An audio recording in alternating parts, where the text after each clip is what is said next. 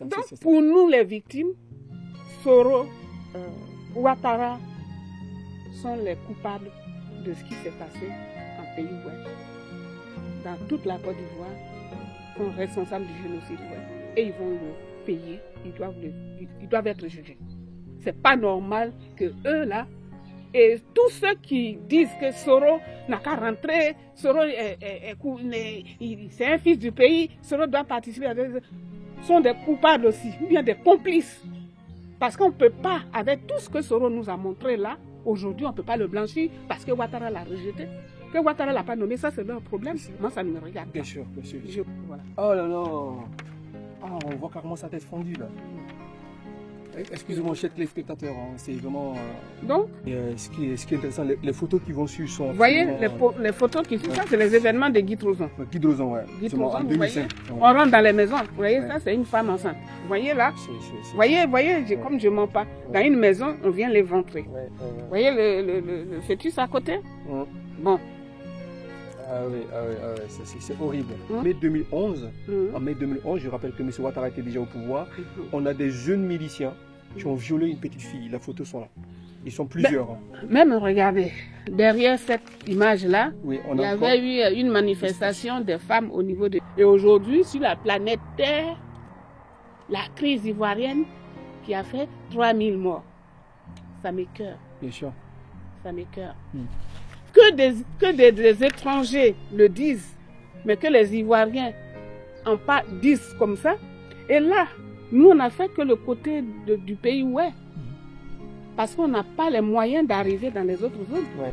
Et à l'époque, quand j'ai sorti ce discours, certains de nos compatriotes ivoiriens disaient, mais si tu parles de forces loyalistes qui ne sont pas intervenues, cela veut dire que tu indexes M. Gbagbo. J'ai dit, bien entendu que j'indexe tout le monde. J'indexe, comment il s'appelle, le secrétaire général de l'ONU. J'indexe Jacques Chirac. Ouais. J'indexe aussi Gbagbo Laurent. Bien sûr. Parce que c'est leurs forces qui sont censées surveiller nos parents. Avertissement. Certaines images contenues dans la présente vidéo peuvent revêtir un caractère choquant. Si l'impunité qui entoure les meurtres de nombreux Ivoiriens depuis 2002 vous révolte, signez et partagez la pétition initiée par Newpol pour juger les crimes de guerre en Côte d'Ivoire. Newpol, la chaîne qui bouleverse vos certitudes. Bonjour à tous, bonjour à toutes, bienvenue sur Newpol. Aujourd'hui, je reçois une invitée. C'est une femme donc, que je pourrais qualifier de brave parce qu'elle se tient à un devoir. Parce que quand on a un devoir, ça veut dire qu'on a une dette qu'on paye envers une génération qui n'est pas encore là. Et cette forme de dette, c'est d'avoir un rapport à la vérité, un rapport à l'histoire. Et elle se bat pour que, la vérité triomphe et pour que les générations à venir puissent s'en tenir à ce qui est là et échapper à cette forme de falsification et de travestissement de l'histoire. Vous savez, Jean Jaurès disait que quand les hommes ne peuvent pas changer la réalité, ils changent les mots. Et elle se bat pour ne pas qu'on change les mots. Et je reçois cette dame aujourd'hui pour parler d'un génocide. Un génocide qui s'est passé dans l'ouest de la Côte d'Ivoire. Ce mot génocide, c'est un mot qui fait peur. C'est pourquoi tous nos politiques, qui sont caractérisés par le déni et le mensonge, refusent de mettre le mot juste sur la réalité en question. Et comme dit Albert Camus, mal nommer les choses, c'est participer du malheur du monde. Et elle sait, mon invité, que si on ne nomme pas avec le mot juste ce qui s'est passé dans l'ouest de la Côte d'Ivoire, on va participer de ne pas dire la vérité à la génération ivoirienne qui viendra, au nom de l'histoire et au nom de la vérité. Donc, mesdames et messieurs, je reçois aujourd'hui Madame Martine Keïvao, qui a travaillé sur la Côte d'Ivoire, qui a passé tout son temps à rassembler des textes, des témoignages, des photos. Et quand j'ai parcouru, et c'est ce que sommairement ce texte-là, j'en étais complètement ému, parce que ce qui s'est passé dans l'ouest de la Côte d'Ivoire doit interpeller n'importe quel homme, qu'importe d'où on vient, qu'importe qui nous sommes. Le devoir à la vérité, la fidélité à la vérité nous amène à nous interroger sur ce que nous devons faire pour ne pas qu'on noie la vérité, notamment sur le génocide. Ouais. Madame Vaïe, bonjour. Bonjour monsieur. Merci d'être venu et d'avoir accepté notre invitation. Je vous en prie. C'est un honneur pour moi. Merci beaucoup. D'être là aussi. Votre texte parle de choses affreuses qui se sont passées dans l'ouest de la Côte d'Ivoire, d'où vous êtes originaire. Et ensemble, aujourd'hui, nous allons entrer dans le détail. Et est-ce que vous pouvez commencer par vous présenter d'ailleurs à beaucoup de personnes vous connaissent. Sommairement, vous allez parler un peu de vous et de comment cette histoire ivoirienne touche à votre propre personne. Merci beaucoup. Donc, comme vous l'avez bien dit, je suis Martine Keivao Guéré. Ouais, aujourd'hui, parce que depuis longtemps, notre mère, Madame Yansoa, à l'époque, quand nous étions petits, elle s'est battue pour que nous gardions ce dénominateur commun qui unissait tous les ouais. Parce qu'auparavant, les gens nous dénommaient par Guéré de Diokwe, Guéré de tous les pleux, Guéré de Guiglo, Taï, Quibli, Man, alors que c'est un même peuple, avec la même culture, les mêmes coutumes et les mêmes totems, les mêmes us. Donc, cette dame-là, elle s'est battue auparavant pour que nous ayons cette appellation. Et ce n'est qu'à l'arrivée de cette guerre qu'aujourd'hui, tout le monde est unanime sur ce fait-là et qu'on nous accepte sous le patronyme Oué. Donc, si c'était à l'époque, je suis Guéré de Diokwe. Mais aujourd'hui, je suis Oué du Guémon et du Cavali. Du Guémon et du Cavali. Guémon et Cavali, ce sont les deux régions qui regroupent l'ensemble du peuple Oué. D'accord. Voilà. Au nord du peuple Oué, on trouve les Wobé. Les Wobé qui sont Quibli, Fakobli, Sénia. Au centre, on trouve Bangolo et Diokwe, dont je suis originaire. Et vers l'ouest, on trouve Guiglo, tous les pleux, Bloléquin, Taï. Donc cette grande région regroupe 8 départements que je viens de vous citer. Quibli, Fakobli, Diokwe, Bangolo, Guiglo, Bloléquin, tous les pleux, Taï. Et puis, j'ai oublié qui là. Sénia. Voilà. Donc, voilà les 8 départements qui constituent aujourd'hui le peuple Oué dont je suis originaire. D'accord. Voilà. Et c'est cette partie de la Côte d'Ivoire que vous avez située tout à l'heure, qui a beaucoup souffert de la crise ivoirienne. Et la particularité que vous avez dans vos travaux, c'est que vous ne commencez pas vos investigations à partir de 2011, vous remontez en 2002. Bien sûr. Pourquoi? Je cru comprendre que votre mère, et particulièrement, vous êtes touché à titre personnel par ces événements douloureux qui se sont passés en Côte d'Ivoire. Je ne veux pas tourner ce souci qu'on a eu depuis le début autour de ma mère, autour de moi-même. D'accord. Parce que comme tout peuple de Côte d'Ivoire, sans exception, notamment le peuple Oué, tout le monde a été touché. Donc ramener ce débat à moi ne serait pas juste de ma part. D'accord. Voilà. Donc, je suis remontée à 2002. Pourquoi? Parce que, étant partie très tôt du pays, je suis arrivée ici et nos aînés qu'on avait trouvés, ils essayaient tant bien que mal de nous réunir au sein des associations caritatives pour nous ressourcer. C'est ça. Donc, c'est dans ça, je me suis retrouvée au sein de toutes nos associations qui se formaient ici et là à Paris pour m'imprégner vraiment de l'histoire de mon pays. C'est ça. Et c'est dans ça nous étions quand la nuit de 19 septembre 2002 a déclenché. C'est ça. Voilà. Et comme vous avez pu le constater dans mon récit, quand la crise a commencé, c'était au niveau d'Abidjan. C'est ça. Où il y a eu aux premières heures du 19 septembre, cette nuit-là. Voilà, cette nuit-là où nous avons tous nos élites qui ont été emportées, notamment Général Guéhi, Bogadoudou, beaucoup d'autres, des frères compatriotes et Marcelin Yassé. Il y a eu, même moi à l'époque, il y avait un de mes cousins qui s'appelait Émile T.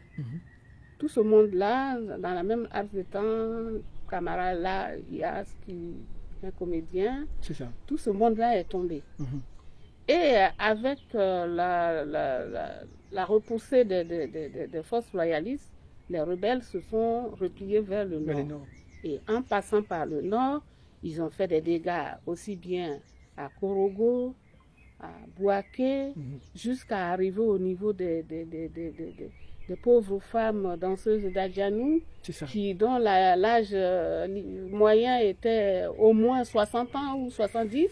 Ces pauvres vieilles-là qui ont été massacrées, ils sont descendus vers le centre Gagnoua, Soubré, tout ça, je les ai cités dans ce que je vous ai écrit là. Et, mais c'était une approche générale, parce que je n'ai pas approché les populations de ces contrées-là pour en savoir plus, parce que je ne connais personne de ce côté-là. Et étant ici à l'étranger, il fallait être au parfum, être en contact avec les victimes, leur famille, pour pouvoir recueillir des informations. Ce qui était pratiquement impossible. Impossible, oui, bien sûr. Donc, quand ils sont descendus maintenant vers l'ouest, notre contrée, que je connais beaucoup, et avant comme après, donc quand ils sont arrivés à ce stade-là, j'étais beaucoup plus à l'aise pour savoir ce qui se passe réellement, comment et pourquoi, pour mieux étayer, pour mieux expliquer ce qui s'est passé. Donc, beaucoup ont tendance à dire que oui, Keïvao, elle ne tient compte que de ce qui s'est passé à l'ouest. C'est pratiquement faux, archi faux. Vous allez le découvrir dans ce dossier et dans ce qui s'est passé, comment on est arrivé au niveau de ce dossier qu'on a constitué, pourquoi. Quand on va avancer, vous saurez comment on est arrivé à contacter les victimes. Donc, à Diokwe, notamment à l'ouest, étant donné que nous avions une association ici sur place d'entraide entre nous, quand les hostilités se sont déclenchées, les femmes autour de cette association qu'on nommait Cris de cœur, on a dit il faut aller secourir nos parents, parce qu'on voyait les images à la télé, les gens qui ont fui tous les villages, donc ils se sont concentrés au niveau de la ville de Diokwe. Et à ce centre-là, les gens étaient dans les rues. Toutes les écoles, les édifices publics étaient occupés.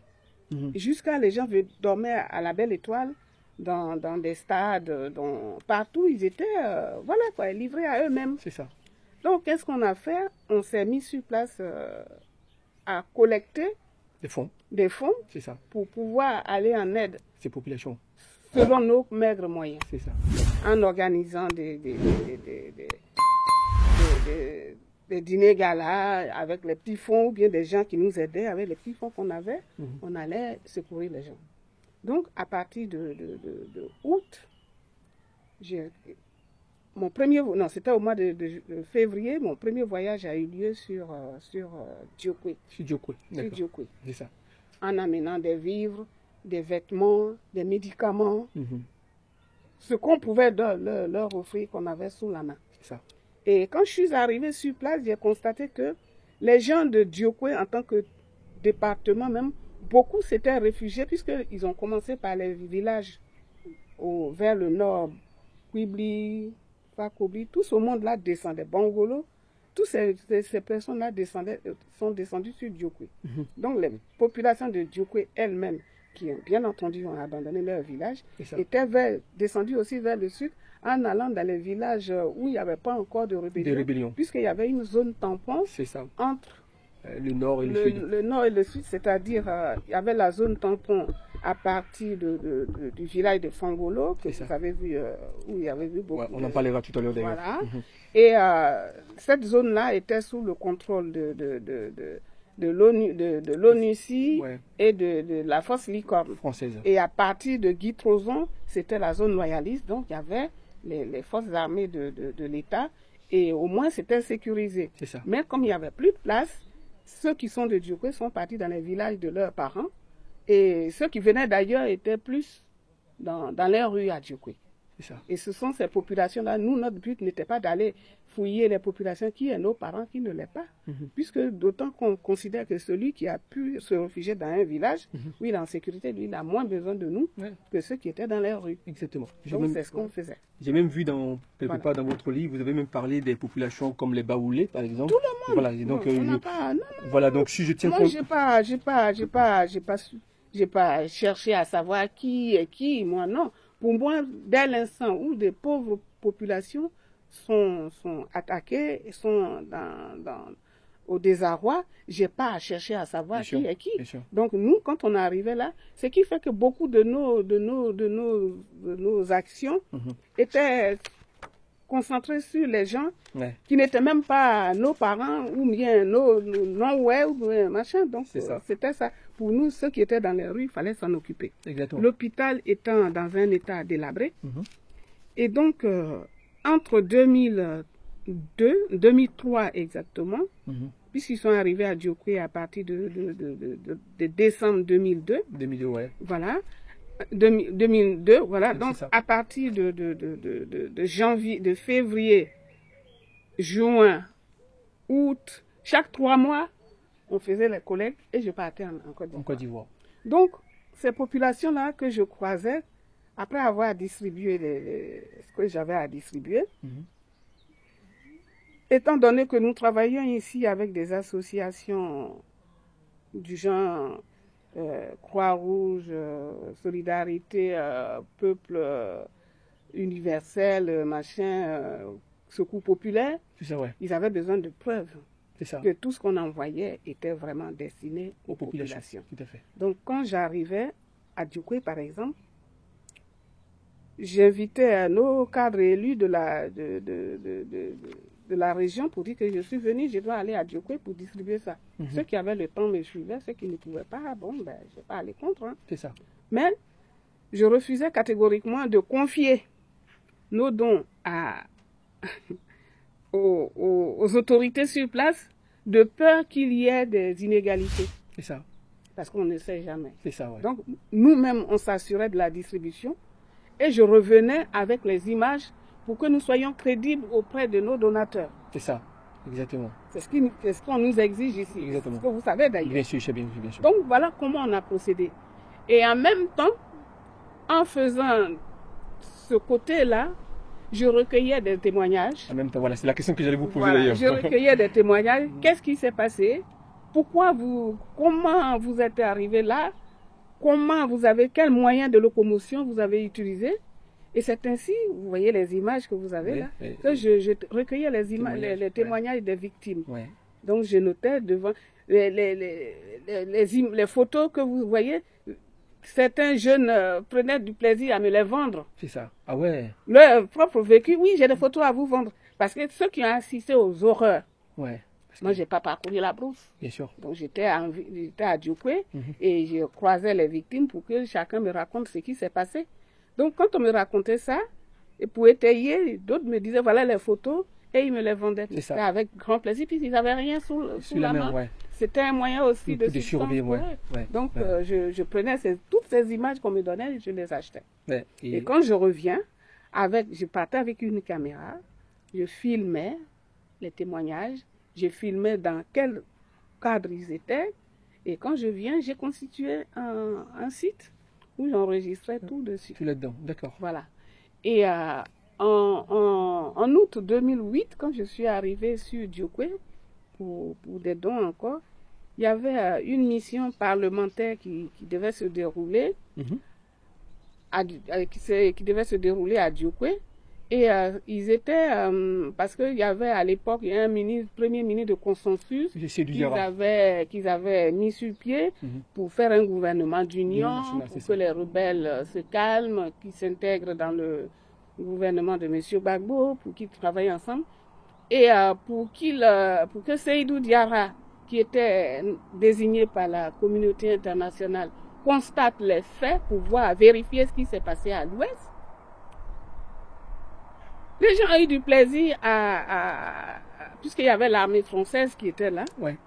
Les gens couvraient, comme vous voyez les photos, s'il y avait des corps partout. Ouais, on va revenir sur ce détail. Et sur, Ouais. sur ces corps-là, les militaires qui avaient accès, l'ONUCI comme la Nikon, ils couvraient les corps-là avec, ils mettaient du sable dessus pour ne pas pour ne pas qu'on les voie. Oui, mais on va revenir sur ce détail parce que ce détail est très intéressant. Mais je note quelque part quelque chose. D'abord, deux choses que vous avez dites qui sont vraies.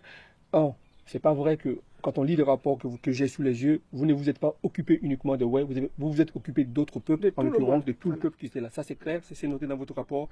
Et donc je tenais à confirmer après avoir lu votre rapport. Deuxième chose, vous avez dit une chose dans votre texte qui m'intéresse.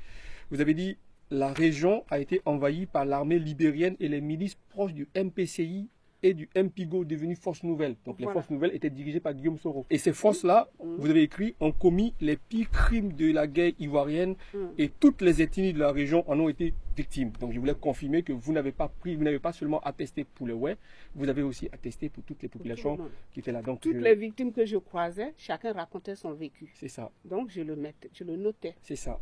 Alors, c'est en notant ça que j'ai su ce qui s'est passé. Ouais. Et donc, dans les villageois qu'on croisait, chaque village, ils ont tué tel nombre de personnes dans mon village. On était sur la route, quand on venait, ils ont tué tel nombre de personnes en route. Ils ont fait ceci, ils ont fait cela. Et en 2000, après, quand j'ai recueilli tout ça, entre 2002 et 2005, on avait recensé 20 000 morts. C'était quand même, c'est une démarche méthodique quand même que vous avez eue. Ben, puisque, vous savez, quand on est confronté à ce genre de choses, qu'on n'a pas d'ambition, on est tenu au devoir de mémoire. C'est ça. Merci. Vous voyez? On est tenu au devoir de mémoire. Même jusqu'à ce jour, je n'attends rien de quiconque. Je suis né pauvre, sur une feuille de banane. Ça n'a pas empêché que je suis arrivé ici, que j'ai poursuivi mes études et que je travaille. C'est ça. Bientôt, je vais être retraité. Donc, faire de la rétention de la vérité pour escompter quelque chose, un avenir meilleur par rapport à ça, en tant que femme, c'est pas honorable. Je ne peux pas. C'est ça. C'est pas parce qu'il y en a qui le font. Il y en a qui le font. Ils ont leur raison. Ma soeur Ouloto, par exemple, Anne Ouloto, elle a dit qu'il n'y a pas eu de génocide dans le pays, parce que sinon, elle ne serait pas vivante. Ce qui est un argument farfelu. C'est son opinion que je respecte. C'est un argument farfelu. C'est son opinion que je respecte, mais j'ai la mienne. C'est ça. Donc, on n'est pas obligé, selon les enjeux, d'aboutir à la même chose. C'est ça. Moi, je n'ai pas d'ambition. Elle est politique, donc on n'a pas les mêmes yeux. C'est ça. Moi, je dis ce que je vois de façon brute. Qui ça arrange, qui ça n'arrange pas, ça, c'est pas mon problème. C'est ça. Ce qui s'est passé, c'est ça qui me préoccupe. Ce qui m'intéresse aussi, quelque part, vous avez dit une phrase émouvante ici. Vous avez dit les forces d'interposition ne se sont pas interposées. Les forces armées ont laissé leurs armes pour fuir. Les grands reporters n'ont rien rapporté. Les grands témoins n'ont rien dit. Les grands hommes n'ont rien fait. Dans la ville de Diokoué et aux alentours, 20 000 personnes ont trouvé la mort. Et plus de 100 000 personnes s'y étaient réfugiées et affrontaient la faim, la misère, la mort et presque sans soutien. Voilà. C'est émouvant. Oui, mais je ne l'ai pas inventé, ce sont les témoins qui l'ont dit. Je n'ai pas de boule cristal, ce sont les témoins qui l'ont dit. Quand je dis les forces d'interposition ne se sont pas interposées, parce que je trouve quand même inadmissible. Guy Trozon et Fangolo sont deux villages distincts d'un kilomètre à l'époque. Aujourd'hui, ces villages-là, à force d'immigration, sont devenus maintenant, sont devenus des quartiers. C'est ça. Donc, à l'époque, quand il n'y avait pas encore cette forte migration-là, ce sont deux villages qui sont distincts d'un kilomètre, voire 1,5, voilà, pas plus. Dans la nuit de 31 mai 2005, les forces royalistes sont stationnées à Guy Trozon. Les forces du gouvernement, donc les FRC, étaient stationnées à Guy Trozon. C'est ça. Dans le village. Et après le village, à 500 ou 600 mètres, était l'ONUCI. Vous m'entendez, hein? Oui. L'ONUCI qui avait son barrage là. Et plus loin au nord, entre Bangolo et Diokwe, il y avait l'armée, comment on les appelait? Il y avait la licorne. La force licorne, l'armée française. L'armée française. Ouais. Qui, elle, devrait superviser cette zone tampon. Ok? Donc, les forces à l'époque, ce n'était pas encore des forces nouvelles, c'était MPIGO, MPCI, puis MPJ, MPJ, tous les déchets sociaux qu'ils ont pu embaucher, qui a fait quoi de tous les côtés sillonner la région. C'est ça. Et je me dis, mais si l'armée, les forces licornes sont là, entre la zone tampon, c'est-à-dire les loyalistes ne doivent pas aller de l'autre côté, et que les rebelles ne doivent pas venir ici, comment? Et même si par alchimie, ils ont traversé cette zone-là, par n'importe quel moyen, c'est possible, arriver à Fangolo, comment ils ont pu traverser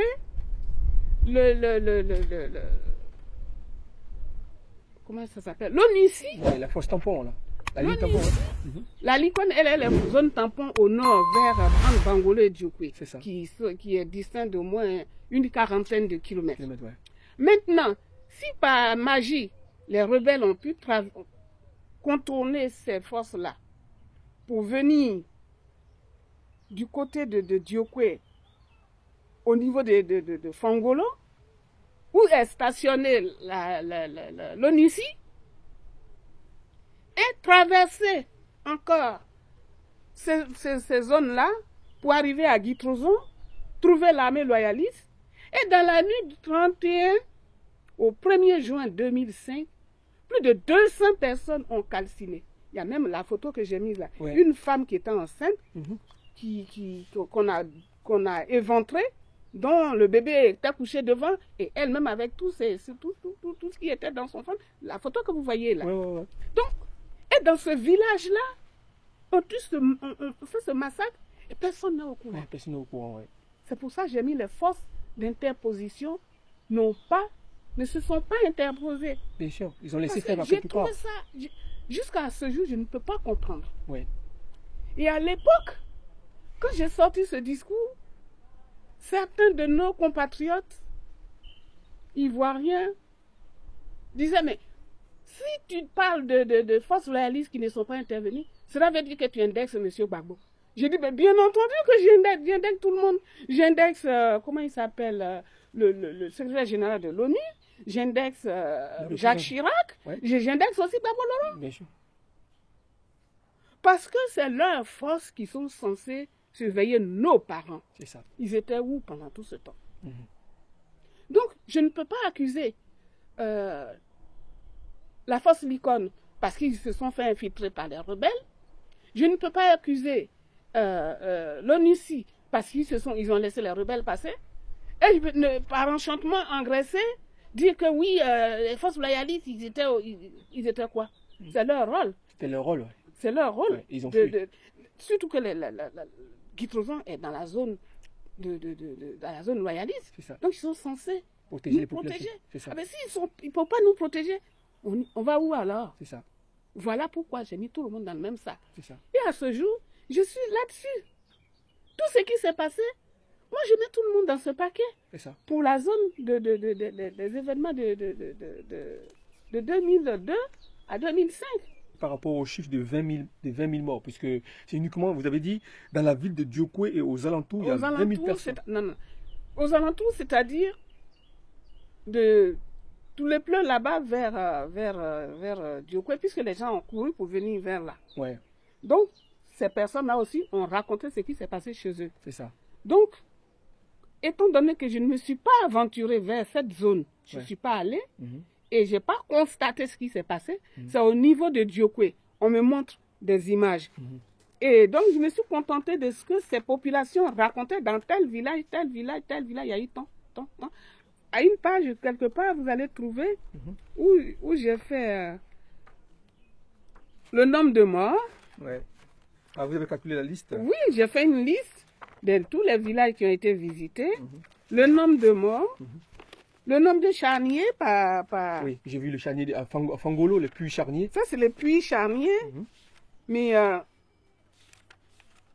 il y a quelque part où j'ai mis... Allez-y, prenez votre temps. Où j'ai mis... vous voyez, à la page... de la page 38 Ouais, 38, 39, à 40. la page 40, Ouais, c'est ça. je vous ai classé selon les témoignages par village. Et là, ça, c'est par département. Donc, Ouais. j'ai regroupé maintenant, selon les témoignages, le nombre de morts qu'ils ont indiqués. Donc, vous voyez là, tout ça, c'est les villages. Ouais, Tout ça, c'est les villages parcourus. ouais. Et selon les témoins, les rescapés de ces villages-là, le nombre de charniers qu'ils ont eu dans leur village, le nombre de personnes qu'on a mis dedans, et combien de personnes sont mortes dans chaque village. Donc, vous voyez ça, je ne l'ai pas inventé quand même. Bien sûr. Donc, ici à gauche, c'est les nombres de fosses communes, donc charniers, et le nombre de tués par village, Par village, ouais. qu'ils ont pu mettre dans les... donc, voilà. C'est comme ça que je suis arrivé à chiffrer. Ouais, et finalement, le temps vous donne raison, puisqu'au début, on est parti de 3000 morts. Si on prend le rapport de la CDVR, on n'est pas loin de 20 000 morts. Avec le temps, ça va monter. La CDVR, il a pris la période de mars à mai. Ouais, Où ils ont indiqué 16 000 morts dans leur rapport, ouais, dont la moitié à l'ouest. c'est ça. Et aujourd'hui, sur la planète Terre, la crise ivoirienne qui a fait 3 000 morts. Ça m'écoeure, Bien sûr. ça m'écoeure. Que des étrangers le disent, mais que les Ivoiriens en disent comme ça. Et là, nous, on n'a fait que le côté du pays où est. Parce qu'on n'a pas les moyens d'arriver dans les autres zones. Ouais. Quand on parle de monocozoïde ou bien moconozoïde, je ne sais pas, dans la région de Soubré, mais c'est hallucinant. Quand on va vers Korogo, avec des étudiants qu'on a mis dans des barriques pour enfermer et qui sont morts de chaleur, quand on prend tout le centre, hein, en passant du nord au centre, hein, et à l'ouest, centre-ouest, si on prend tout ça, dire que c'est 3000 morts, Ouais, ouais. on se fout de qui, Ouais, là? ouais, ouais. On Ça, se fout de c'est la faute au représentant général de l'ONU Oui. qui a sorti ce chiffre. Que le représentant de l'ONU le dise, c'est une chose. Mais nous, en tant que Ivoiriens, qui avons connu, donc chacun sait pertinemment dans sa région, dans son contrée, qu'est-ce qui s'est passé. C'est à nous de corriger.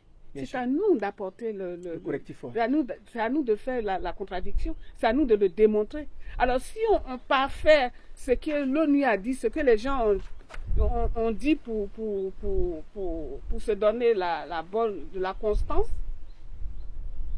à quel moment on va revendiquer notre histoire? Ouais, ouais. Quand je vois des gens qui disent, oui, notre souveraineté, mais la souveraineté, ça part de là.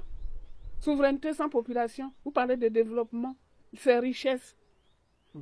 Si on nous tue tous, qui en profite?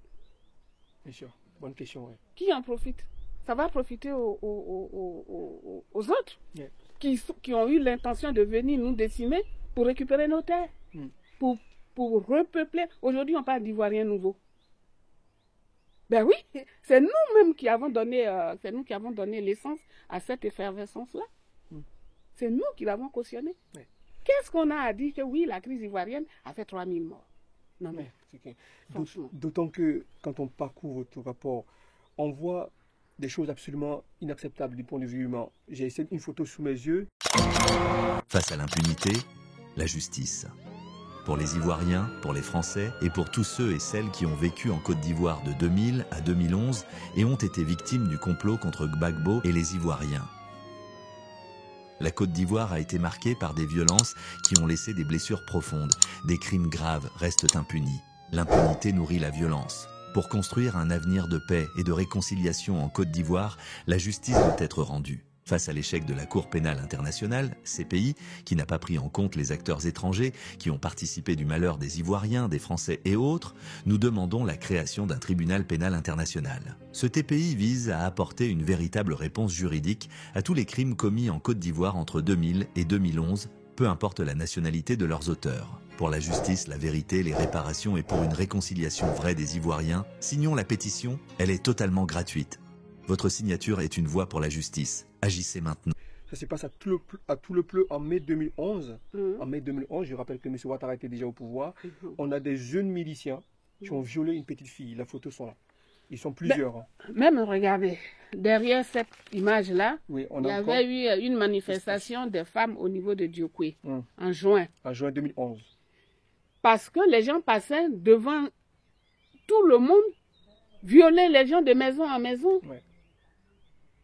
Et il y a un représentant de... Je rappelle qu'en juin 2011, M. Ouattara était au pouvoir. Le pouvoir avait changé. Non, je précise parce qu'à ce moment-là, on pensait que l'État... Mais je vais en venir. Allez-y. Je vais en venir quand je vais parler de Diokwe Carrefour. Donc, au niveau de 2002, je vais être bref parce que j'ai déjà parlé de ça. Donc, à ces événements de 2002, là, moi, je les avais attribués aux trois forces-là qui se sont regroupées à l'ouest et qui ont assisté aux populations sans rien faire. Mais bien sûr. Sans rien faire. Sans rien faire, oui. Dans les témoignages des victimes, les gens disent que ceux qui ont pris la brousse pour venir vers Diokwe, par exemple, ou bien aller vers d'autres horizons, les agents de l'ONUCI qui étaient là, quand on les attaquait et qu'ils fuyaient pour venir rentrer, on leur repoussait. On repoussait les gens pour ne pas traverser. C'est l'ONUCI qui repoussait les populations. Au niveau de Fangolo, où les gens ont témoigné, les gens refusaient, ils ne pouvaient pas passer devant eux, ils ne pouvaient pas passer là. Ils sont obligés de passer par la brousse où les rebelles étaient stationnés et on les tuait. Ah non, et ils ont toutes sortes d'appareils. Sinon, comment vous êtes dans une zone avec tout le matériel que vous avez aussi ultra moderne, vous ne pouvez pas voir ce qui se passe à côté. Ouais. Comment dans leur narine là, à Fangolo, on a pu faire ces puits, on a pu mettre ces corps dans l'eau, pourrir devant eux, et ils n'ont pu rien faire. Ouais. Même pour leur propre santé, ils voyaient quand même des corps en putréfaction. Pourquoi ils ne les ont pas, Vous êtes dans une zone et on tue des gens. L'arrivée de M. Seydou Diarra, c'est là ils viennent pour ouvrir les corps. Donc pendant tout ce temps, et ils étaient là, les cadavres étaient là assis, couchés devant eux, et les odeurs ne les dérangeaient pas. Ouais, et je vais lire ce passage-là absolument émouvant. C'est tout près de là, donc à la faveur de l'arrivée de Seydou Diarra. Voilà. Un tas de détritus anonymes serait, selon le député de Diokwe, M. Diozon Dibé Bernard, un charnier rassemblé par la force Likon, armée française, avec des tracteurs. Oui. C'est-à-dire que comme Seydou Diarra devait arriver, l'armée française... Ils ont fait une force là, et puis j'étais tout le monde. Ils prenaient des tracteurs pour mettre tous ces corps là. Pour cacher les corps. Et dans tous les rapports, personne n'en parle. Personne n'en parle. Bon. Heureusement, on avait des images. Oui, heureusement, il y a des images. Ouais. Et heureusement, il y a des photos. Et est-ce que vous avez porté plainte contre l'armée française ou bien contre l'ONUCI pour non-assistance en personne en danger? Je vais arriver là. D'accord, allez-y. Ne précipitons pas les choses. Quand on va arriver, comment on est arrivé au niveau de la cour, d'accord. Je vais vous dire. D'accord. Donc, vous voyez, tous ces corps-là sont à côté d'eux. Ouais. Ils ont attendu des mois plus tard pour aller les couvrir. C'est marqué ici, cette zone est située à 4 km de la base des forces Likon à Diokwe. Entre forces Likon et l'ONUCI. Et ils étaient là, tous ces corps-là étaient là, ils les dépassent. Pourquoi? Ne serait-ce que par comment je peux dire ça? Par humanisme. Le mot me manque là, mais je vais le trouver. Ils pouvaient quand même couvrir les corps. Ils pouvaient quand même, au lieu d'attendre des mois plus tard pour aller les ensevelir dans une fosse commune, au moment où ils étaient morts là, pourquoi les laisser là? Tous les vautours du monde sont venus s'emparer de la chair et ils sont venus au dernier moment pour couvrir les os. C'était quoi le but? C'était quoi comment ça s'appelle, la fin? Qu'est-ce qu'ils voulaient prouver là? Hein, c'est quand même inhumain. Mais, C'est de la profanation. Les décors, les cadavres, oui, ouais. C'est de la profanation. Laisser des corps comme ça, je disais, avec des enfants, des femmes éventrées, et puis on viole des gens. Quand on nous viole, ça c'était au niveau de Djokwe Kafou. Quand les victimes, c'est pour revenir encore au niveau de l'ONICI, quand les victimes, les filles là, couraient pour aller rentrer dans leur camp, les jeunes garçons, là, ils les rejetaient dehors aux rebelles. Ils fermaient la porte. C'était quoi le projet? C'était quoi le projet? Vous avez la réponse à cette question? Ah ben, je ne sais pas. C'est pour ça que je cherche la justice. Ouais. Devant la justice, ils vont nous trouver la réponse. Mais parce que là, on voit des crânes. Hein. On voit des crânes. Des crânes de ça, squelettes. dans toutes les maisons, tous les villages, chacun au retour trouve les parents qu'on n'a pas pu trouver, dont on n'a pas eu connaissance de décès. Et dans chaque maison, il y avait un corps ou deux, trois, comme ça, avec ces trucs que vous voyez là. Ouais, ça, c'est dans les maisons. Ouais, des cadavres disséminés dans les habitations. Oui. Vous êtes dans une zone. Même si vous ne fouillez pas les maisons, ceux qui traînaient dehors quand même, ne serait-ce que par... Je ne sais pas. Ouais. Et puis là, on voit le monsieur, là, lors de notre visite, ses corps étaient en état de décomposition avancée, dégageaient une telle odeur qu'on était obligé de boucher le nez. Voilà. On voit la photo. Ça, c'est un autre député qui le dit. Qui ont fait cette visite-là. Je voudrais quand même qu'on commente quelque chose qui est très intéressant de ce que vous écrivez ici. Selon la culture, ouais, l'harmonie entre les humains passe par le respect des morts. Oui. Parce que nous, on n'est pas chrétiens, ni bouddhistes, ni machin. Nous, on communique avec nos morts. D'accord. Vous voyez? D'après ce que je sais, quand on perd un parent, il y a des moments, on va sur sa tombe pour se recueillir. C'est ça. Hein? Et nos divinités étaient chargées de ça. Quand je parle des divinités, selon nos us et coutumes, les Kwi, les Glaé et les Gia sont nos divinités. Donc nous, c'est les chrétiens qui parlent de Jésus, qui parlent de l'ancien, mais nous, dans nos us et coutumes, on parle de divinité. Ça. Parce qu'on se dit, il n'y a qu'un seul Dieu au monde. Un seul qui est là-haut. Que chacun interprète selon ses croyances. Ouais, et selon sa géographie. Selon sa géographie. C'est ça. Qui nous dit que les trucs qu'on nous montre à l'église, dans les églises, d'ailleurs même le monsieur celui qu'on représente comme Jésus dans les églises, le monsieur, il a porté plainte parce que lui, il a tourné le film, ouais, c'est ça, ouais. Jésus de Nazareth. C'est un personnage cinématographique qui a incarné quelqu'un. Ouais. Et c'est celui-là qu'on voit aujourd'hui sur toutes les statues que c'est Jésus. C'est ça. Ça veut dire que Jésus, nul ne le connaît, et Dieu, nul ne le connaît. C'est ça. Personne ne l'a vu. Donc chacun le traduit selon sa pratique. Ouais. Donc nous, nos dieux, c'est ça. C'est ça.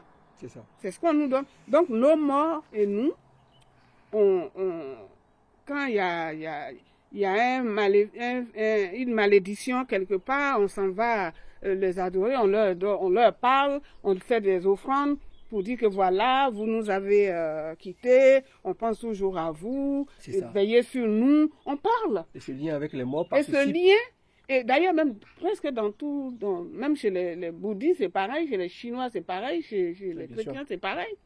Pourquoi on parle le mot profanation, c'est pas nous qui l'avons inventé. Bien sûr, donc c'est selon les croyances de chacun. Absolument. Alors pourquoi c'est chez nous on vient profaner?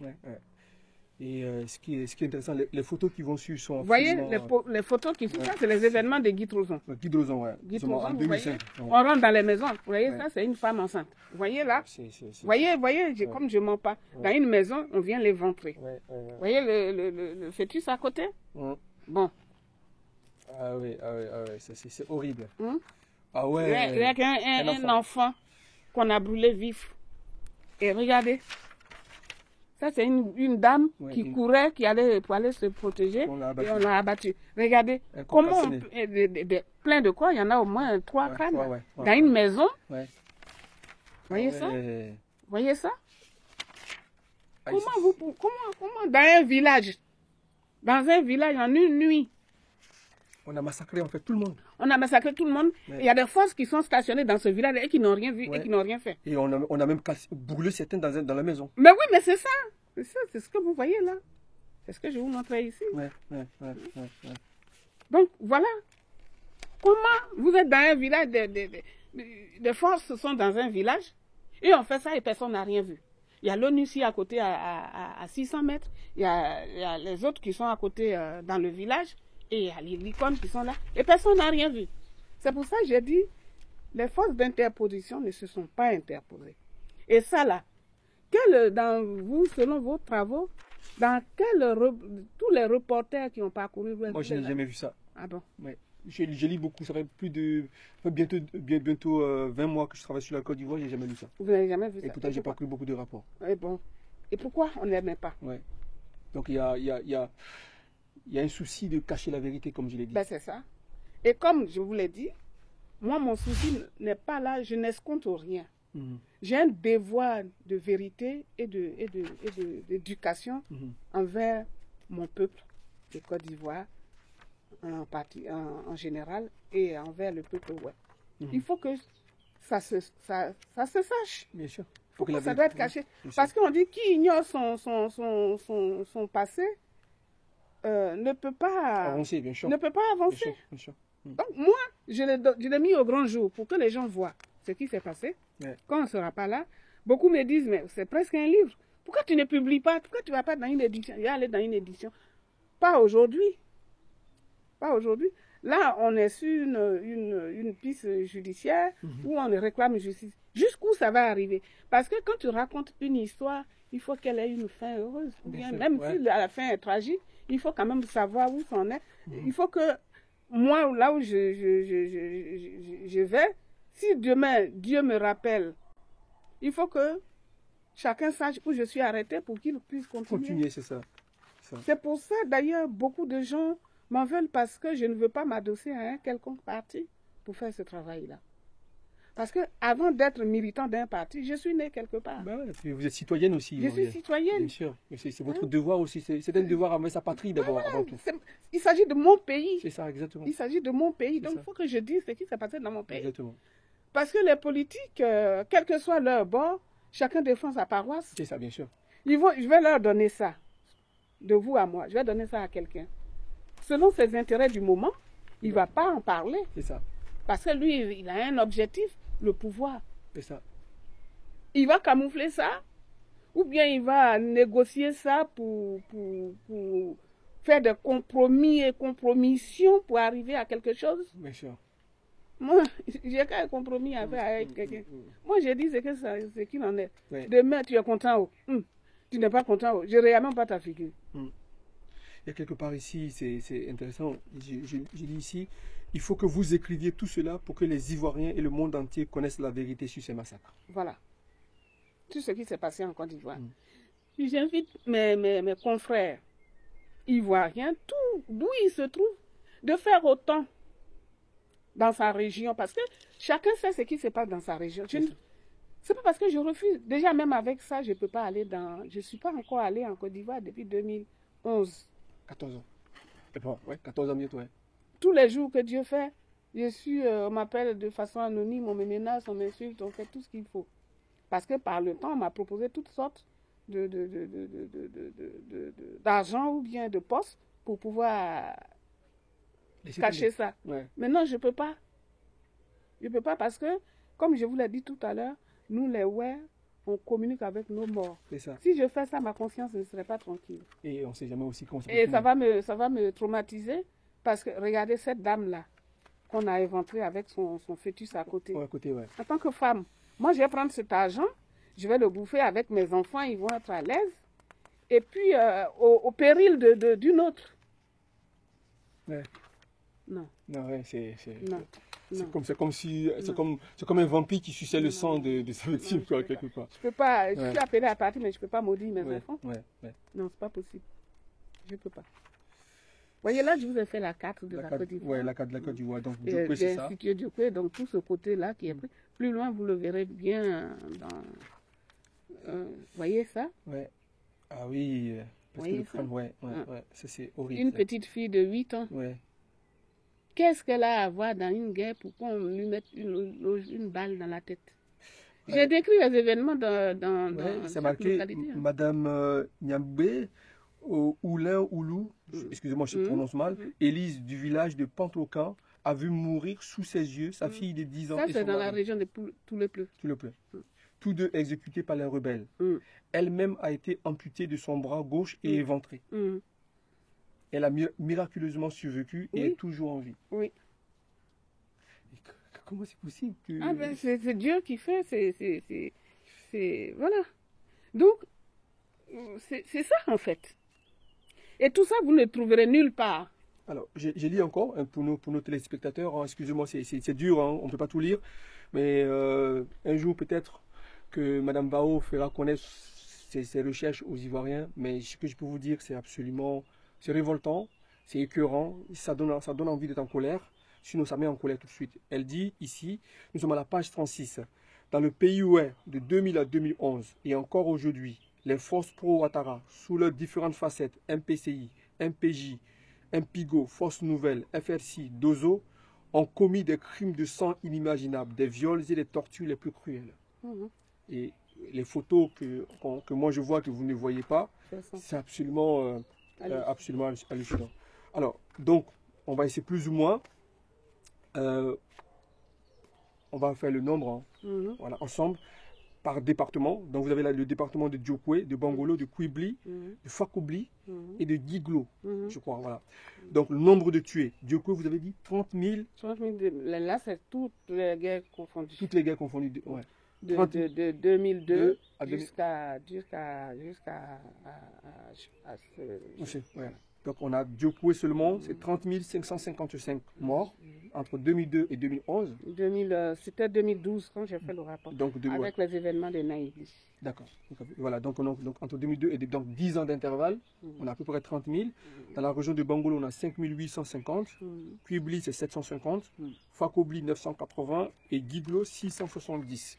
La région des Tay, c'est Tay, voilà. C'est 885, Bleu-le-Camp, c'est 4500, tout le Pleu, c'est 5865.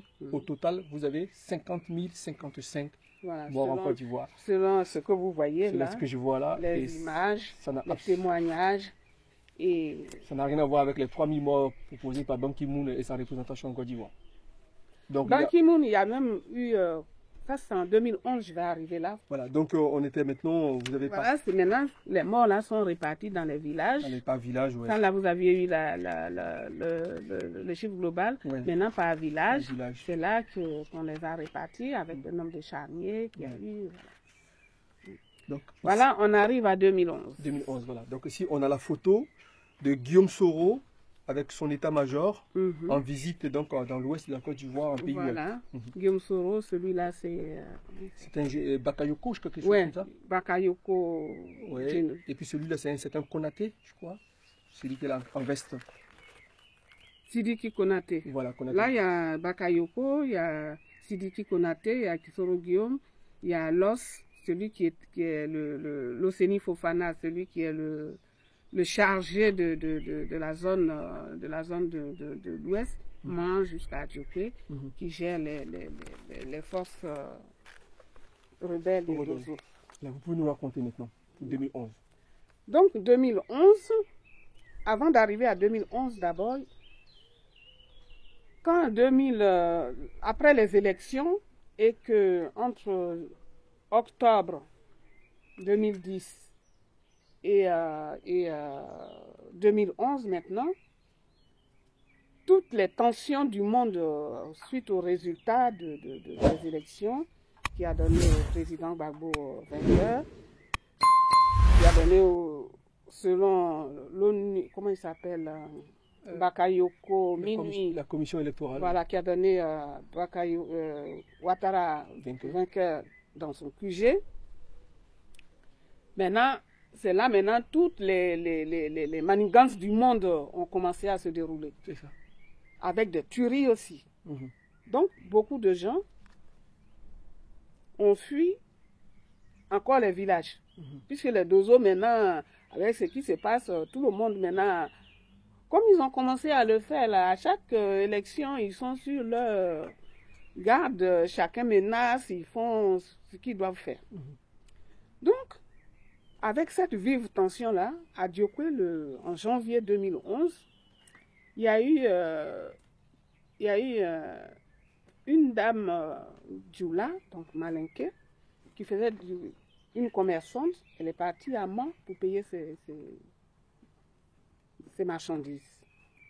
Et en venant, elle a eu un accident entre Bangolo et Logwale, à une quarantaine de kilomètres de Diokwe. C'est ça. Donc, là-bas, la dame, elle est décédée. Et au niveau de Diokwe, Madame Flani Zara Touré, qui est la représentante du RDR à Diokwe, la représentante de M. Ouattara, est rentrée dans toute une colère. Elle a pris un mégaphone et elle a parcouru tout Diokwe pour dire à tout jeune Djoula, Malinké, de vous attaquer, de vous apprêter, on va passer à l'acte. Parce que la dame qui est morte à Logwale, ce n'est pas un accident, ou bien je ne sais pas quoi. Ce sont les jeunes guerriers, les miliciens guerriers qui lui ont tiré dessus. Attendez, je récapitule.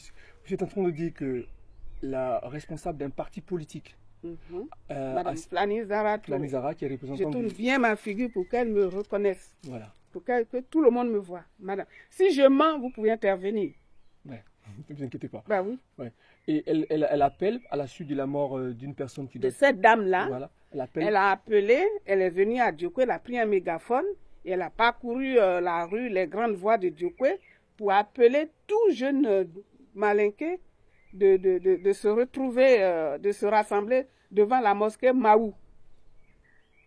Selon les témoignages, je ne sais pas, devant la mosquée Maou. Si je mens, elle n'a qu'à me dire je mens. Je suis en ligne, ma chérie. Elle a pris, c'était le 3 janvier 2011. Gbagbo est encore là, Ouattara au golf, avec tout son QG que vous savez. Et le 3 janvier, Flani Zara, elle a pris un mégaphone. Elle est venue avec un gros camion, selon les témoins qui ont témoigné. Et j'ai des vidéos, mais je ne peux pas les montrer au public. Ouais. C'est consigné. C'est ça. Pour besoin d'enquête. Voilà. Et si je mens, tout le monde me voit, ils n'ont qu'à venir à l'antenne que j'ai menti. C'est ça. Elle a pris un mégaphone, elle est venue devant la mosquée Maou, qui est à côté du marché de Diokwe, vers le quartier Guéré. C'est là-bas se trouve cette mosquée-là. Elle a stationné là avec un gros camion plein d'armes. Plein d'armes. Plein de fusils, de machettes. Et elle a appelé, elle a fait, après avoir sillonné la ville pour faire appel aux jeunes gens, elle leur a donné rendez-vous devant la mosquée Maou. Et c'est là ils ont distribué les armes. C'était un jour du marché. Le lundi est jour du marché de Diokwe. D'accord. C'était ce jour-là. Elle a pris, elle est venue avec le camion et tous les jeunes Djoula du coin, de tout Diokwe, on l'appelle Djoula parce qu'on ne connaît pas les ethnies de chacun. Donc, eux, ils nous appellent Boussimani, nous on les appelle Djoula. Oui, les Ivoiriens savent ce que ça signifie. Ouais. Voilà, tous les gens du Nord, nous on dit Djoula, et nous du Sud, on nous dit Boussimani. Okay. Donc, ça vient du mot bouche. Voilà. Voilà. Boussimani.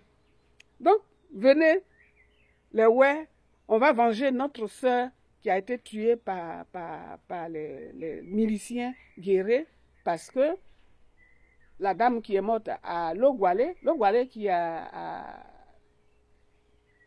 40 ou 50 kilomètres de Diokwe, quelqu'un qui est mort là-bas, ce sont les jeunes guerriers qui l'ont tué et avec un accident de voiture. Donc pour elle, si cette voiture n'avait pas été attaquée par, comment on les appelle, les coupeurs de route qu'elle a désignés comme guerriers, que si ces coupeurs de route n'avaient pas empêché tirer sur la voiture, il n'y aurait pas eu d'accident, donc la dame ne serait pas morte. Et elle est venue à Djokwe, elle a parcouru tout Djokwe avec un mégaphone et elle a pris le véhicule. D'où elle a pris les armes, ça je ne peux pas vous le dire, je ne saurais vous le dire. Elle est venue devant la mosquée Maou et elle a distribué ces armes-là. C'était le jour du marché de Djokwe, un lundi. Et tout le monde a commencé à tirer en l'air, selon les témoignages qu'on a pris. Nom de Dieu. Et maintenant, ils ont commencé à parcourir les quartiers. À l'heure où je vous parle, tout le quartier a été brûlé, avec plus de personnes dedans. Toutes ces vieilles mamies que vous voyez là, qui sont couchées à la mission catholique. La mission catholique, là. Voilà. Ces vieilles-là, non, c'est devant. Là. Je les ai ici. Voilà. Ces vieilles-là, ce sont les vieilles que les voilà. Là. Voilà. C'est ça. Ce sont ces vieilles que les gendarmes et policiers ont pu ramasser pour transporter vers la mission catholique. Nom de Dieu. Et le reste, tout le reste qui n'ont pas pu qui ont pu se sauver, se sont réfugiés au quartier Carrefour, le 3 janvier. Ce jour-là, il y a eu plus d'une centaine de morts et tout le quartier des Oué a été détruit à Djokwe. Toutes les maisons. Vous me permettrez, parce que l'image m'émeut, parce que toutes ces femmes que je vois là ont les cheveux blancs. Ben oui. Ce sont des personnes âgées. âgées. C'est les vieilles que la gendarmerie ou bien les policiers ou bien les militaires qui étaient à Djokwe ont pu prendre leurs véhicules pour rassembler. Ce sont des personnes les plus vulnérables. Elles ne peuvent pas courir. Ouais. Si beaucoup d'autres ont été cramés dans leur maison, mais ceux qui ont pu secourir, c'est ceux-là qui sont là que vous voyez. Et ça a été occulté. Et donc après l'appel de cette dame-là, tout le quartier de Djokwe des Oué a été brûlé, est parti en fumée. Ils ont détruit toutes les maisons. Les vieilles personnes, ils ont dit qu'eux, ils ne peuvent pas gaspiller leurs balles. Donc les vieilles personnes étaient machetées, garçons comme femmes. Et ce sont ceux qui sont vaillants là qu'on tirait dessus. Et ce jour, il y a eu plus d'une centaine de morts. Mais la CDVR n'a rien dit au sujet de ça.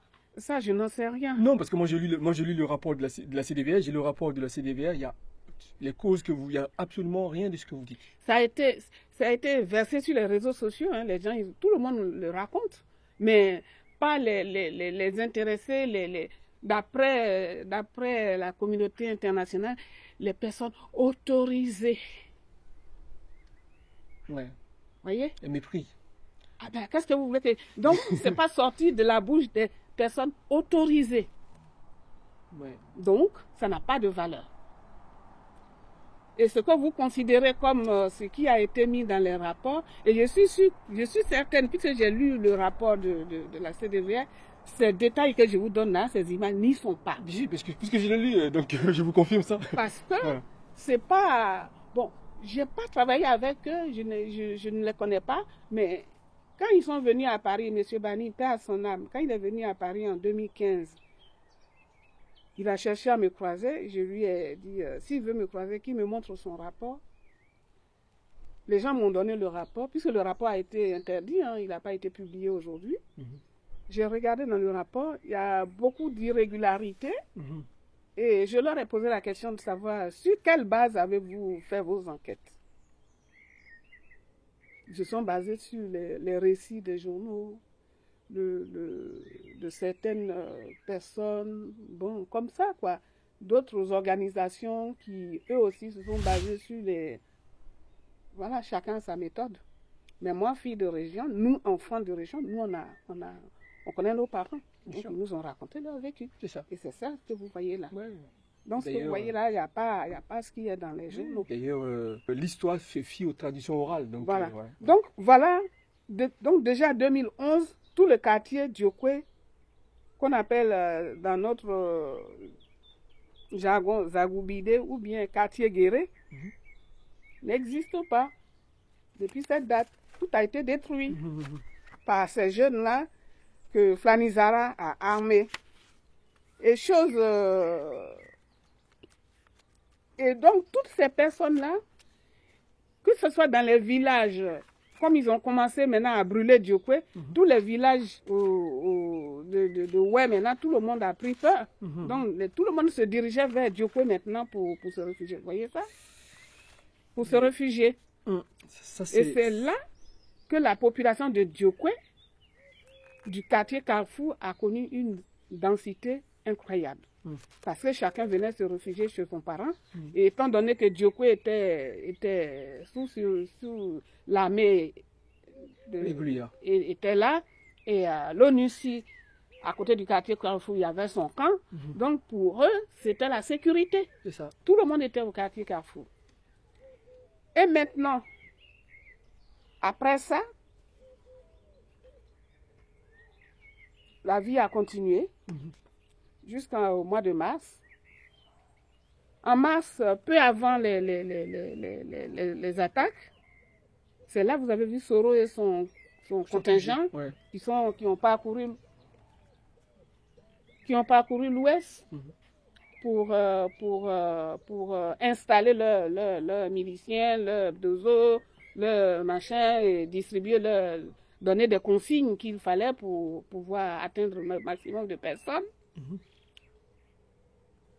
Après le passage de Soro, toujours du Golfe, le 17 mars 2011, M. Ouattara du Golfe a fait un décret pour tous ces miliciens là, ces forces rebelles, MPCI, MJP, et les enfants enrôlés. Les enfants enrôlés, les miliciens. Il les a transformés tout ce monde-là, il les a transformés. Parce que tout ce monde-là, les MPCI, machin, Soro les avait regroupés déjà en les dénommant dans les forces nouvelles. Et c'est tout ce monde-là, forces nouvelles, plus les dozos, que le 17 mars, M. Ouattara a donné cette ordonnance pour les intégrer dans les forces républicaines. Une ordonnance qui est illégale parce qu'ils n'étaient pas encore investis. Ça c'est clair. Elle est illégale, mais elle est valable jusqu'aujourd'hui. C'est sur cette ordonnance-là aujourd'hui qu'on est, que l'ONUCI s'est basée pour déloger M. Gbagbo. C'est ça. Voilà. Donc c'est sur cette ordonnance du 17 mars 2011, au mépris de toute loi régalienne, que tous ces rebelles ont été baptisés forces nouvelles, forces républicaines par M. Ouattara. C'est-à-dire que M. Ouattara a fait des rebelles, des voyous, des tueurs, tout ce monde-là, des massacreurs, enfin excusez-moi le mot, il les a transformés en forces régaliennes. En forces régaliennes maintenant, qui est devenue force républicaine, qui est aujourd'hui, tous ces rebelles, tous ces tueurs, buveurs de sang, sont soit des généraux, des commandants, de tout ce que vous pouvez imaginer aujourd'hui dans l'armée ivoirienne. C'est ça. Donc, le 27 mars, ils ont commencé maintenant à ratisser dans Diokwe Carrefour. Selon les témoins que nous avons, beaucoup d'autres il y a eu au moins une dizaine qui s'est retrouvée en France, et les parents sur place. Au niveau du quartier Carrefour, il y a eu 5 charniers. 5 charniers. 5 charniers entre le 27 mars et depuis la nuit du 27 mars au 31. Il y a eu 7 charniers. Il y a toujours. Qui sont là toujours. Et que les gens ignorent royalement. Parce que, quand même, si moi je le sais, ceux qui sont sur place le savent. Et les autorités le savent. Monsieur Sidiki Konaté, que vous avez vu là, sur la photo avec Guillaume Soro, ce jour-là au quartier Carrefour, selon eux, ils sont venus pour compter les morts. Ça, c'est à la télé, leurs images, j'ai vu. Il retournait les morts là avec son pied. Il voyait. Les vieillards que vous voyez couchés là, ce sont ceux-là, les miliciens qui étaient au Carrefour, qui sont venus tuer. Ça, c'est un milicien. Ça, c'est des miliciens. Ceux qui sont là, c'est des miliciens. Vous voyez ça? C'est des miliciens. Des bûchers, en fait. Et donc, ils ont ratissé maintenant.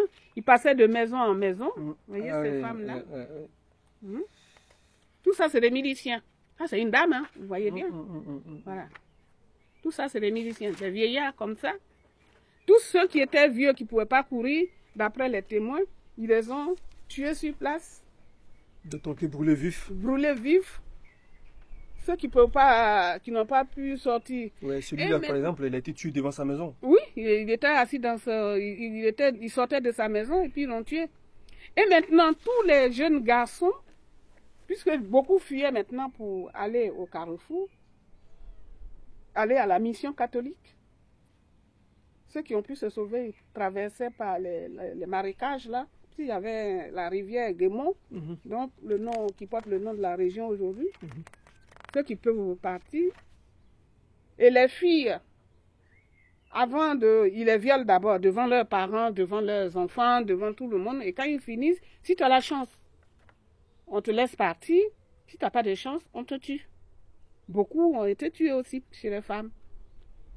Ils prenaient même des filles, des jeunes garçons, ils les attachaient sur leur véhicule pour les faire rouler, attachés au véhicule, et puis ils roulaient avec eux dans la ville jusqu'à ce qu'ils meurent.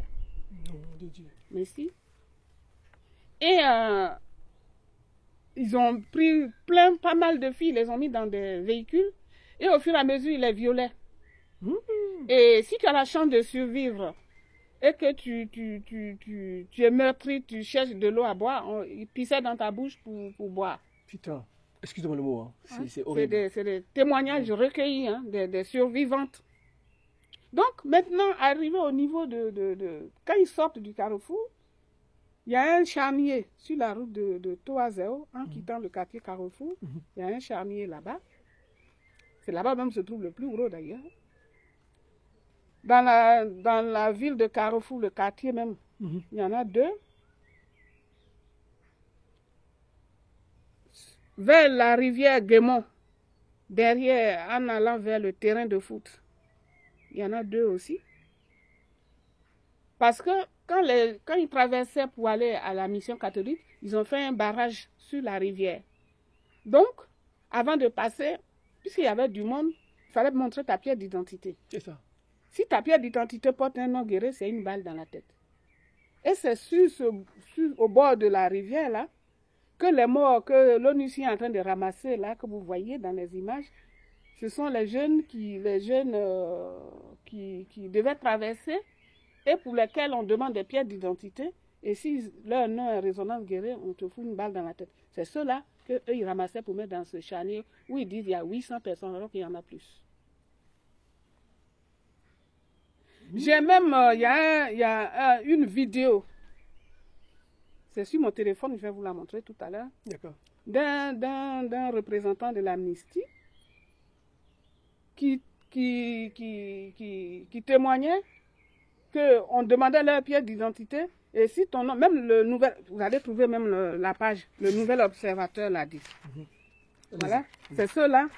Oh. Ah, bon. Lui, ils l'ont pris devant sa femme. Ça s'est passé en mai 2011. Parce que c'est un opérateur économique dans mon village.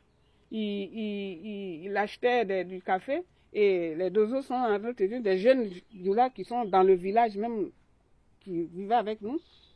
Ils disent que c'est eux qui sont habilités à acheter les produits. Pourquoi lui, il se met à acheter les produits? Donc ils sont venus le prendre en avril, devant ses parents, ses enfants. Ils l'ont amené derrière la route, derrière sa maison, puis ils ont mis le fusil dans sa bouche. Ça servait à sauter. Sorti, ouais, je vois ça. Voilà, c'est cette photo-là, vous voyez. Excusez-moi, je ne peux pas voir ça. Bon. Excusez-moi. Hein. Et ça, vous ne voyez pas ça dans les réseaux. Hein. C'est horrible. Le voilà qui est là. Le voilà qui est là. Ah ouais. Ça, c'est en mai 2011. Il s'appelle François. Voilà. Oh là là. Ah, on voit carrément sa tête fondue là. Excusez-moi, chers téléspectateurs, hein, c'est vraiment... Donc, le nouvel observateur même a témoigné qu'on demandait les pièces d'identité, tu as un nom guéri, une balle dans la tête. Et c'est à cet endroit-là qu'il y a eu autant de jeunes qu'on jetait dans les puits là. Ouais. Après avoir fait d'autres victimes, d'autres charniers en ville, ceux qui traversaient maintenant, c'est ceux-là. Ils ont montré le charnier quand ils les enterraient. Et vous dites quelque part, Mais la grande tuerie de Diokoué a duré toute une semaine dans la ville, les villages, la brousse. Oui, maintenant, Pendant une quand semaine. ils ont fini au niveau de la ville de Carrefour, que les gens se sont... Ceux qu'ils pouvaient tuer, ils les ont tués. Ils se sont maintenant... Ils font des ratissages par village. Non, Avec des chiens. Ouais, avec des chiens. Oui, et ça, l'Amnistie l'a témoigné. Un gars de l'Amnistie, je vais vous montrer la vidéo tout à l'heure. Ouais. Il parcourait la brousse avec des chiens, les dozeux. Il parcourait la brousse maintenant avec les chiens pour faire des ratissages. C'est là-bas même, il y a eu même plus de tueries encore. Donc, ceux qui, comme par enchantement, ont parlé de 3000 morts, je me demande si, comme ceux-là, ils ne sont pas considérés comme des morts, comme des personnes. Comme des Donc, personnes. c'est normal Peut-être que d'après eux, ce sont des moutons. Excusez-moi, mais c'est horrible. Ça, c'est des moutons du sacrifice, donc on ne compte pas. Voilà. Donc voilà. Ouais, c'est ça. Le nouvel observateur du 12 mai. Voilà. Ouais, c'est ça. Là, il est là. Il montre les... Ça, c'est le témoignage d'une dame qui est rescapée. Ouais. Qui le dit, hein. Ça, c'est un rapport. Hein. C'est pas moi. Hein. Voilà, un témoignage. je peux le lire. Hein. Ouais. Monsieur Ouattara a aussi publié une lettre adressée le 3 mai à la Cour pénale internationale demandant qu'elle se saisisse des crimes commis en Côte d'Ivoire. Sont certainement visés les combattants pro-Gbagbo, y compris des mercenaires recrutés au Libéria. Mais si la justice internationale a un sens et se veut impartiale, les forces pro-Ouattara devraient aussi pouvoir reprendre au massacre dans l'ouest du pays de 2 à 3 000 civils ayant été tués à Diokoué, où 30 000 personnes terrorisées sont toujours réfugiées dans l'enceinte de la mission catholique. Voilà. 30 000 personnes. Voilà. Dans l'enceinte de la mission catholique. Dans l'enceinte de la mission, c'est là j'en viens maintenant. Donc ceux qui ont pu courir, se sauver pour quitter Carrefour, qui ont pu arriver à des femmes, arriver au Carrefour. Et comme le quartier Guéré a été brûlé le 3 janvier, parmi les vieilles personnes que vous voyez là qui étaient couchées, se trouvait ma mère aussi. Et ce monde-là a pu être évacué à la mission catholique. D'accord. Ok. Et pendant cette période maintenant, avec l'embargo sur les médicaments. Sur les médicaments, oui. Je voulais en parler, mais allez-y. Toutes ces maladies dans ce coin, tous les morts d'après les occupants de la mission catholique, tous ceux qui mouraient tous les jours, tout ce que l'ONU faisait, c'était pour venir compter les morts ce jour-là et puis aller les enterrer au barrage. Il y a un barrage à Diokoué là-bas, derrière la ville. Et ces morts-là, ils allaient... Et chaque jour, le camion venait les ramasser pour les envoyer pendant plus de 6 mois. Et ça, on n'entend pas dans les rapports. Vous voyez? Donc, c'est maintenant au niveau de ceux qui se sont échappés pour aller à la mission catholique que l'ONU, une autre organisation, là, ils ont dit que la mission catholique étant trop petite pour recueillir tout ce monde-là, avec toutes les maladies et ces morts qu'ils avaient, ils devraient construire un nouveau camp de réfugiés sur leur terre.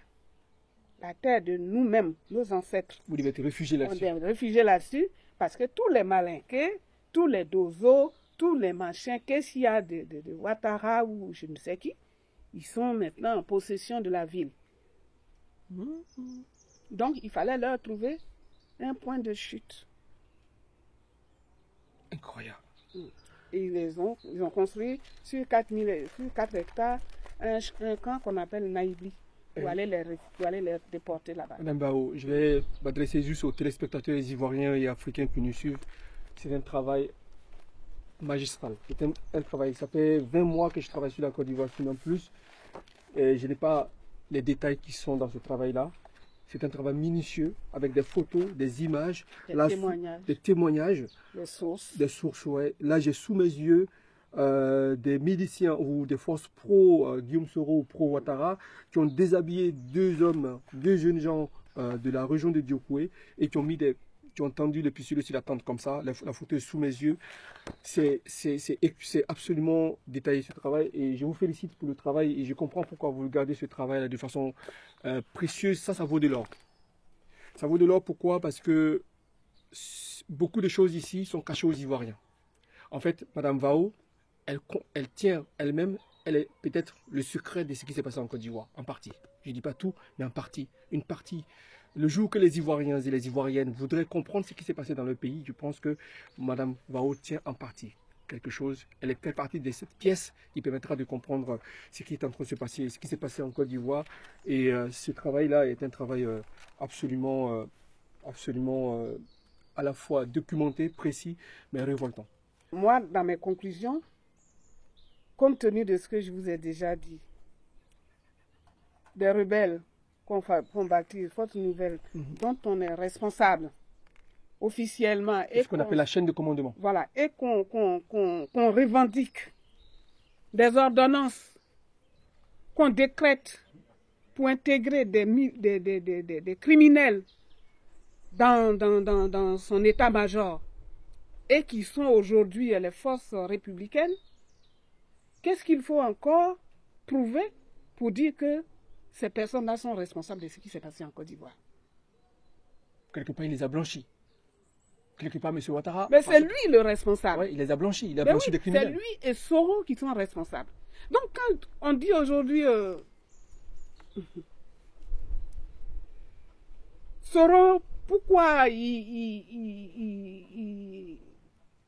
Aujourd'hui, Soro se plaint parce que Ouattara n'a pas respecté leur deal. Donc, en quoi il est innocent par rapport à Ouattara? Quand j'entends des personnes qui incriminent Ouattara et qui dissocient Soro, je dis que vous êtes complices. Vous êtes complices. Parce que ta maison là, cette maison là, si les habitants de cette maison ne sont pas venus, ne sont pas entrés là, ouvert la porte pour que quelqu'un rentre, pour qu'un voleur rentre, et si toi, en tant qu'enfant de la maison, tu as ouvert la porte pour que les voleurs rentrent chez toi, tu es complice. Oui. Tu es complice. Oui, c'est ça. Exactement. Ouattara, il est moi, je le désigne comme le maillon de la pièce. Mais toi, fils du pays, Guillaume Soro, si tu n'avais pas des ambitions démesurées, si tu n'avais pas souscrit à ce drame, aujourd'hui, on n'en parlerait pas. bien sûr. Ouattara n'est qu'un étranger. Il ne connaît pas la Côte d'Ivoire. C'est ça. Il n'arrive à Côte d'Ivoire qu'en 90. Peu importe, même s'il habite là, s'il est né là, au moins, sachant que il ne connaît personne, il n'a pas ces origines-là, donc lui, il s'en fout. Mais toi, tu es né là. Et en plus, ce qui m'écoeure, c'est que chez nous, en Côte d'Ivoire, il y a des alliances entre les peuples. Toi, un peuple, c'est nous faux. Tu oses drainer des criminels vers un peuple alliance avec qui tes alliés pour les génocider. Et toi, tu vois que je te pardonne? Jamais, jamais, jamais, jamais, jamais. Soro est coupable au même titre que Ouattara. Donc pourquoi? Aujourd'hui, moi, je veux le dire clairement, tout politique qui se dit démocrate ou indépendantiste ou bien loyaliste ou bien nationaliste, qui intègre Soro à ses côtés pour dire que oui, c'est un fils de la région, bien c'est un parti politique, vous êtes aussi criminel, coupable comme lui. Parce que Soro, c'est lui en porte le passe-partout, la clé de l'énigme. C'est lui qui sait ce qui s'est passé entre Ouattara, lui, et l'Occident, même tous ces gens de l'ONU, machin, tout ce monde qu'on incrimine là aujourd'hui. Pourquoi il lui détalait le tapis rouge? C'est parce qu'il connaît des choses, des endroits, nos coutumes, nos us, nos habitudes, que les autres ne savent pas. Comment on peut me dire qu'on l'a utilisé? Et si aujourd'hui Ouattara avait accepté et qu'il était aujourd'hui le président de la Côte d'Ivoire, est-ce qu'il se serait plaint? Quand je vois des gens qui travaillent avec Soro, style Franklin Nyamsi, qui disent aujourd'hui, qui dénoncent aujourd'hui que Ouattara est un dictateur, mais au moment où vous étiez avec lui là, ce qu'il faisait là, c'était quoi? Vous étiez content, non? Parce qu'on a mis du sable dans votre assiette aujourd'hui, vous trouvez qu'il est dictateur? Non, il n'est pas dictateur. Pourquoi c'est à votre stade qu'il est dictateur? C'était de la pommade qu'il passait aux autres. Quand toi, originaire du Nord, Tu mets des étudiants du Nord, des petits Sénoufos, des jeunes, dans des barriques au soleil et qu'ils meurent étouffés. Ce sont tes propres parents. Est-ce que ce sont les parents de Soro? Donc, pour moi, aujourd'hui, que tu sois ouais, que tu sois Baoulé, que tu sois Agni, que tu sois qui que ce soit, que tu sois Dioula, machin, tous ceux qui, aujourd'hui, autour de Ouattara et Soro, qui ont contribué à ça, sont des coupables. Ils doivent être jugés. Ils doivent être punis devant la loi. Et puis, voilà. Que justice soit rendue pour tout ce monde-là. Où qu'il se trouve. C'est ça. Je ne veux pas qu'on lui a... C'est inadmissible qu'on lui trouve des excuses. Bien sûr. Hein? On ne peut pas excuser un crime, encore moins un crime de masse. On a dit qu'il y a eu 3 forces qui se sont affrontées en Côte d'Ivoire. Les forces de Gbagbo, les forces de Ouattara, les forces, y compris les Guillaume Soro là, et les forces de Bédié. Moi, s'il y avait Laurent Gbagbo, Konan Bédié et Alassane Ouattara devant la justice internationale, j'ai dit Alléluia. Mais pourquoi c'est une seule personne? Les autres doivent passer pour qu'il y ait au moins un équilibre. Comment pouvons-nous parler comment on appelle, de réconciliation dans ce pays-là, si on ne sait toujours de masquer la réalité? C'est ça. Hein? Vous voulez le pouvoir, mais le pouvoir pour qui? On dit le pouvoir par le peuple et pour le peuple. C'est ça. Vous instrumentalisez le peuple pour le pouvoir et pour vous. C'est ça. Au mépris du peuple. C'est ça. Pourquoi? Bien dit. Pourquoi? Merci pour ces mots. Pourquoi? Pourquoi? C'est fort ce que vous dites. Hein. Pourquoi? Vous allez gérer qui? Diriger qui? S'ils sont tous morts. Et si vous avez bien remarqué, aujourd'hui on est au seuil des élections. Hein. Personne ne parle de ce qui se passe. On ne parle d'aucune victime. C'est ça. Tout ce qu'on cherche, ils vont aller parcourir encore nos villages pour faire campagne. L'autre va me dire votez-moi. L'autre va me dire moi c'est l'Ouest, c'est chez moi. L'autre va dire c'est ceci. Moi je profite pour dire à mes parents ivoiriens, que tu sois ouais, du nord, du sud, machin, ces gens-là ne les écoutez pas. Vous êtes citoyen, vous êtes libre de voter. Le jour où il y a vote, vous allez vous mettre votre pied machin dedans, vous faites ce que vous voulez. Même si vous ne voulez pas voter, vous restez chez vous. Mais ne prenez pas le combat de quiconque, un leader quelconque, pour le prendre sur votre tête et puis vous allez vous faire massacrer. Et après, on va vous faire passer en tête de profit pour le plaisir du pouvoir. C'est ça. S'il vous plaît. Le problème de Naïbli, ce sont les rescapés du quartier Carrefour et du quartier Guéret, regroupés à la mission catholique, où beaucoup sont morts et où moi-même ma mère a trouvé la mort. Et ils transportaient, l'ONUCI était chargé de transporter les corps, hein, mais ils ne protégeaient pas. Ils transportaient les corps pour aller les enterrer dans des endroits que eux-mêmes ils ont le secret. Et ces personnes-là, on les a mis à Naïbli.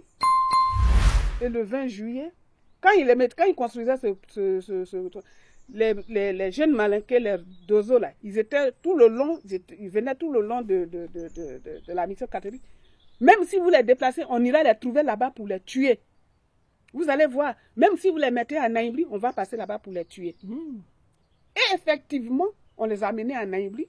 Et un lundi encore, en plein jour, un 20 juillet, en plein midi, ils sont venus les massacrer. Devant tout le monde, personne n'a réagi. Le préfet de Diokwe qui était là, Benjamin Afoli, Euphorie ou bien Afoli qui était là ce jour-là, il a participé au massacre. Il avait un bateau à main où il tapait les gens. Le préfet Benjamin Afoli. Et après les événements, ils l'ont enlevé à Diokwe pour aller le nommer ailleurs. Je comprends pas. Les dozos qui sont venus, ouais. Qui sont rentrés à la mission catholique et les forces FSI, tous ceux qui sont rentrés, population qui sont rentrés pour arriver à la mission catholique, il y a 3 barrages. Il y a l'ONUCI, il y a Caritas, il y a une autre organisation qui fouille les gens pour passer. Donc les pensionnaires qui sont là, ils vont prendre armes où? S'ils avaient ces armes-là, est-ce qu'on les aurait massacrés comme ça? Non. Donc, et tous les matins, ces organismes procédaient aux fouilles dans les bagages des gens pour savoir si quelqu'un a caché quelque chose. Et le 20 juillet, les gens qui sont venus attaquer ce camp-là. Ceux qui étaient passés par la voie normale, où il y avait le barrage de l'ONU ici, ceux-là, l'ONU leur avait barré, ils avaient intervenu pour rattraper quelques-uns. Mais d'où ils sont venus? Ils sont venus de la propriété de Adama Tunkara. Adama Tunkara, qui était ministre des mines, après qui est maire d'Abobo, et puis qui est devenu maintenant aujourd'hui médiateur. Là. Il n'était pas médiateur de quoi? Tous ces dozos-là, parce que tous les camps de dozos de Diokwe sont dans sa propriété. Il a une grande propriété à Diokwe. C'est dans cette propriété-là se trouvent les camps des dozos. Des tueurs, en fait. Et tous ceux qui... Entre le camp de Naïbli et sa propriété, il y a un fossé qui est là. Et c'est dans ce fossé-là ils ont mis tous les morts pour les cacher. En quittant dans la cour de Tungara pour venir massacrer ces gens. Et quand maintenant tout s'est calmé, pour que ces gens-là, des dozos, où ils sont puisqu'ils les ont importés des autres pays, des autres régions, pour que chaque dozo retrouve son coin maintenant, M. Tungara a organisé l'état de gouvernement de Côte d'Ivoire avec le parrainage de M. Tungara et Flanizara. Ils ont organisé une grande fête de remerciement aux dozos à Diokwe en juillet. Non. Si, ils ont fait leur parade pour les récompenser pour celle-là, ils ont payé chacun maintenant pour rentrer dans sa coquille pour que ceux de Diokwe restent. Mais ce que vous dites, c'est grave. Mais c'est la vérité. Si je mens, les gens vont témoigner. Donc, Adama Tungara, qui est né à Diokwe, parce que tous les Malinqués qui sont venus à Diokwe, tous les Touré, les Tungara, machin, là, ils sont venus de la Guinée et ils ont toujours vécu avec nos parents en bonne gouvernance. On n'a jamais eu de problème. Ça, oui. Le seul Djoula que les gens n'ont pas encore dit dans les témoignages que je n'ai pas entendu, c'est le vieux Awa Touré. Awa Touré. Je n'ai pas entendu du mal de lui. Que dans les témoignages qu'on a recueillis, je n'ai pas entendu son nom quelque part. Je ne peux pas mentir. D'accord. Adama Tungara, Flanizara Touré. Flanizara, après ça, quand Ouattara maintenant, ils ont pris Gbagbo pour aller à la CPI, et que Ouattara a établi son gouvernement, Flanizara Touré est devenue députée de Diokwe et elle est passée maire aujourd'hui à Diokwe pour avoir fait massacrer tout ce monde-là. Pour régner sur des cadavres. Voilà. Ça. Donc, elle est aujourd'hui là. Elle se vante députée maire de Diokwe. Députée maire de Diokwe. Incapable même de construire une phrase. Elle est aujourd'hui députée maire pour sa récompense. Comme les autres chefs de guerre sont aujourd'hui, les Los sont commandants, les Zakaria sont des commandants, les machins, Et maintenant, en 2012, quand il y a eu ce massacre de Diokwe, et que là, nous, les enfants de Diokwe, on a fait une conférence à Paris, que je vais vous montrer les vidéos tout à l'heure, où on a interpellé Ouattara. C'est là il était venu effectuer sa première visite en France ici, visite officielle en tant que chef d'État. C'est là, quand nous, on a fait à la veille on sait qu'il va passer sur les antennes, machin, à la veille, on a fait une conférence où on a dénoncé tous ces crimes-là. Et c'est quand il est passé sur l'antenne de la télévision, et les gens lui ont posé des questions pour savoir qu'est-ce qui se passe. Il dit oui, le pays est calme, machin. Et le journaliste lui a dit non, parce qu'il y a des enfants de Diokwe qui ont tenu une conférence et qui lui ont dénoncé ce qui s'est passé. Et c'est là que les gens ont passé ma vidéo. Quand il a vu, il a baissé sa tête. Oui, c'était suffisant. TV5, je crois. TV5, oui. Nous sommes condamnés à vivre ensemble. Moi, je souhaite que nous vivions ensemble. C'est un peu fort, non? Ben, oui, nous avons la commission Dialogue, Vérité et Réconciliation. Nous avons tenté de faire représenter toutes les régions de Côte d'Ivoire. Nous avons des religieux, nous avons des chefs coutumiers, tout le monde. Mais je souhaite qu'ils y entrent. Alors justement, à propos de réconciliation, on l'a vu, Diokwe est devenu un véritable symbole. Cette ville de l'Ouest a de nouveau été le théâtre de sanglants affrontements. Des représentants de la ville de Diokwe sont actuellement à Paris. Ils vous interpellent. Écoutez. Oui. Aujourd'hui, les pro-Ouattara ont le permis de tuer et les pro-Gbagbo ont le permis de mourir. Alors qu'on est tous des citoyens. On a besoin de sécurité. Qu'ils soient Djoula, Guéré, Bété, Dida, Atié ou ceci, cela, l'essentiel est un citoyen. Nous sommes tous nés libres et égaux. On a besoin de notre sécurité. Et que la loi est faite pour tout le monde. chacun doit se conformer à ça. Aujourd'hui, on donne un certain pouvoir à un groupe d'agir comme il veut. Vous voyez, c'est l'anarchie, c'est le désordre. C'est même marqué dans les bus. Si chacun fait ses règles, tout se dérègle. Alors imaginez pour un État. Voilà pour ces propos recueillis par Reda Ouarab et Valérian Morzadeh. Quelle est votre réponse? Mais sur la première partie, je suis d'accord avec elle. Les Ivoiriens doivent être traités en pleine égalité. Il n'y a pas plusieurs catégories d'Ivoiriens. Je suis contre cela et je pense que je l'ai démontré. Maintenant, ce qui s'est passé à Douékoué est parti d'un acte criminel que je condamne. Ensuite, un groupe de population a voulu se venger.